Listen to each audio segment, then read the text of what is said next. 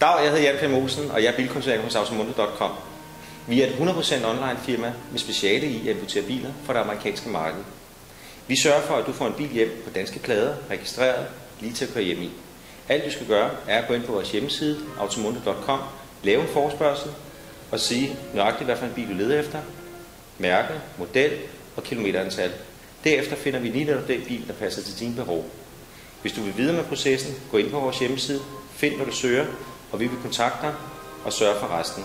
Er du interesseret i at få en bil til under 200.000 kroner, eksempelvis en Nissan Leaf til 199.000 kroner, lavt kilometerantal, og en årgang 2011 til 13, så kontakt os allerede i dag, og snart så er du godt kørende.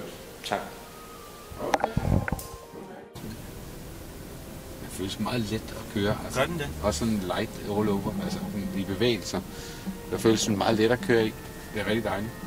Sådan, ja, det er sådan ligesom ja, der er ro på, når man ligger og kører, ikke? Fordi der er ikke larm. Det glider bare, det er let at køre i. Det er virkelig let.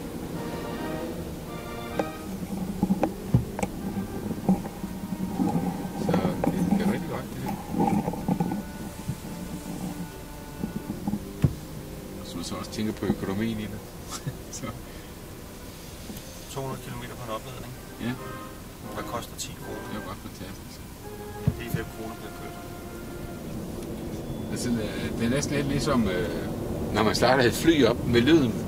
Altså, når man træder, man kan høre den samme slags acceleration som i et fly. Som det der med, at det skubber sig fremad, uden at det larmer nærmest. Ja. Det er godt på hende. Det er rigtig behageligt, faktisk.